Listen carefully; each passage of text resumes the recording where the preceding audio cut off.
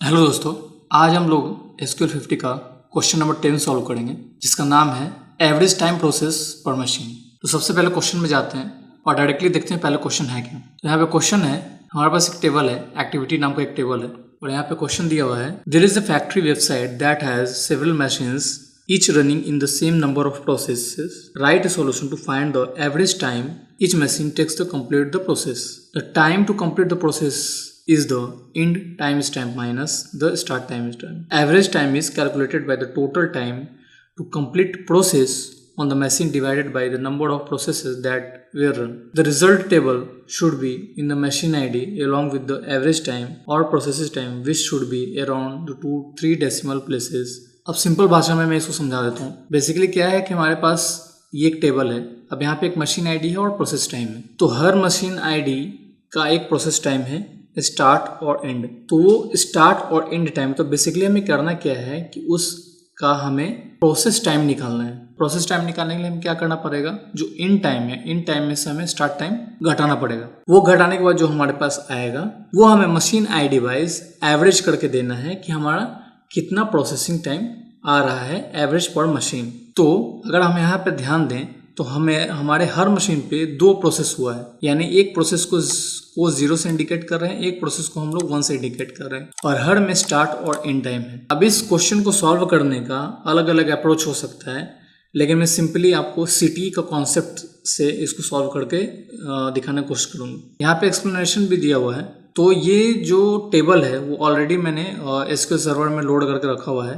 तो सबसे पहले हम वहाँ पे सॉल्व करेंगे, और वहाँ पे सॉल्व करने के बाद जब वहाँ पे सॉल्व हो जाएगा तो यहाँ पे लिट कोड और पेस्ट करके मैं आपको दिखा दूँगा। तो डायरेक्टली हम लोग चलते हैं SQL सर्वर में, यानी SSMS में।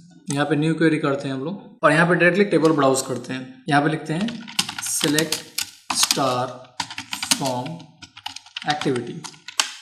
पहले हम लोग देखते हैं टेबल। तो यहाँ पे मशीन आईडी है हमारा, प्रोसेस आईडी है, एक्टिविटी टाइप है और टाइम स्टैम्प।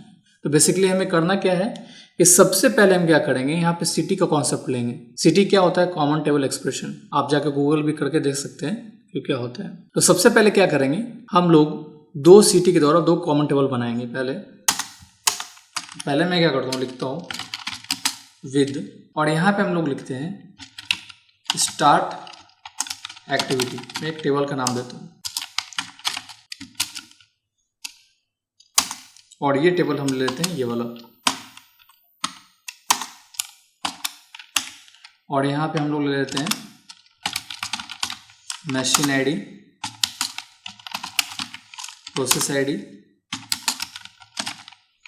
एक्टिविटी टाइप और टाइम स्टैम्प। ये हम नहीं ले लिया। उसके बाद यहाँ पे हम इसको ब्राउज कर लेते हैं, select star from start activity, क्योंकि उसको सिटी में हमने डाला हुआ है। देखें तो यहाँ पे आ गया। अब सिंपल सा करेक्शन है यहाँ पे कि जो सिटी में हमने लिया है, यहाँ पे हम वेयर क्लॉज में डाल देंगे कि where activity type is equal to start, क्योंकि हमने इस टेबल का नाम दिया है स्टार्ट एक्टिविटी। अब सेम चीज हम लोग एंड एक्टिविटी के लिए भी बनाएंगे। कॉमा देना है, विद हमेशा हर बार लिखने की जरूरत नहीं है, 1 टाइम ऊपर ही लिखना है। उसके बाद यहाँ पे हम लोग लिख देंगे एंड, और इसका नाम दे देंगे एंड एक्टिविटी। तो एक बार इसको यहाँ पे डाल के देख लेते हैं, एंड एक्टिविटी।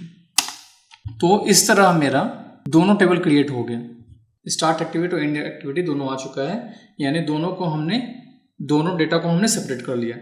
अब सिंपली हम लोग क्या करेंगे कि इसमें ज्वाइन लगाएंगे। ज्वाइन परफॉर्म करने के लिए हमें क्या करना है, यहाँ पे लिखेंगे ज्वाइन एंड एक्टिविटी ऑन। अब यहाँ पे ध्यान देने वाली बात है कि चूंकि हमें यूनिक करना है, तो हमें मशीन आईडी और प्रोसेस आईडी दोनों से हमें ज्वाइन लगाना पड़ेगा, यानी स्टार्ट एक्टिविटी का मशीन आईडी और एंड एक्टिविटी का मशीन आईडी, और स्टार्ट एक्टिविटी का प्रोसेस आईडी और एंड एक्टिविटी का प्रोसेस आईडी। तो दोनों टेबल को पहले एक नाम देना पड़ेगा, यानी एलएस देना पड़ेगा। तो इसको मैं दे देता हूँ SA, और इसको देता हूँ EA, यानी एंड एक्टिविटी और स्टार्ट एक्टिविटी। अब मैं लिखता हूँ SA dot machine ID is equal to, यहाँ पे लिखता हूँ EA डॉट मशीन आईडी, यानी स्टार्ट एक्टिविटी का मशीन आईडी और एंड एक्टिविटी का मशीन आईडी हो गया। एंड यहाँ पे लिखता हूँ SA dot process ID is equal to EA dot process ID. ये दोनों ज्वाइन हो गया। अब इसको एक बार रन करके देखते हैं। अब जब यहाँ पे आप रन करेंगे तो आप यहाँ देखेंगे कि एक्टिविटी फर्स्ट वाला में एक्टिविटी टैब स्टार्ट आ रहा है और यहाँ पे एक्टिविटी टैब एंड आ रहा है।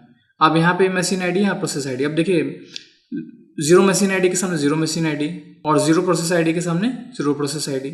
यानी मैंने क्या किया कि सेम एक्टिविटी को स्टार्ट और एंड को मैंने पैरेलल में कर दिया, सामने सामने कर दिया। अब यहाँ पे इतना तक तो हम लोग लेकर के चले हैं, यह सिंपल हो गया क्योंकि मैंने दोनों एक्टिविटी को अलग अलग कर दिया, स्टार्ट एक्टिविटी को अलग कर दिया, एंड एक्टिविटी को अलग कर दिया। अगर हम आउटपुट देखें तो हमें आउटपुट कैसा चाहिए, हमें चाहिए machine ID wise process time, average process time चाहिए, जो कि क्वेश्चन में पहले ही दिया हुआ था। Machine ID wise average process time चाहिए।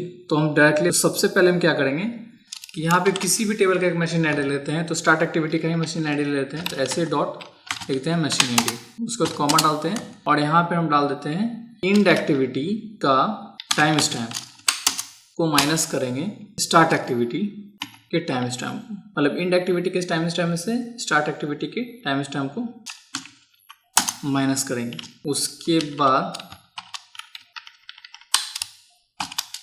इसको कर देते हैं हम लोग प्रोसेसिंग टाइम। अब पहले रन करके देख लेते हैं। कैलकुलेशन आ गया, लेकिन अभी भी ट्रिक है क्योंकि अभी भी हमें क्या चाहिए कि इसको एवरेज करना है। तो एवरेज करने के लिए क्या करेंगे, AVG एवरेज। लेकिन एवरेज हमने लगाया है, एग्रीगेट फंक्शन लगाया है, तो हमें एक जो एग्रीगेट फंक्शन में नहीं है जो कॉलम, उसको ग्रुप बाय में डालना पड़ेगा। तो यहाँ पे लिखेंगे group by SA dot machine ID, क्योंकि SA dot machine ID aggregate function में नहीं है। अब यहाँ पे हमारा आ गया। अब एक सिर्फ चीज और करना पड़ेगा, तो हम इसको पहले कर देते हैं round up to 3 decimal places. Run करके देख लेते हैं। अब इसको कॉपी करते हैं, जाएंगे लीड कोड में, पेस्ट करते हैं, रन करके चेक करते हैं, एक्सेप्टेड हो गया, सबमिट करते हैं, यहाँ पे एक्सेप्टेड हो गया। तो ये हमारा क्वेश्चन सॉल्व हो गया। तो इस वीडियो में इतना ही, मिलते हैं अगले वीडियो में नेक्स्ट क्वेश्चन के साथ। तब तक के लिए बाय।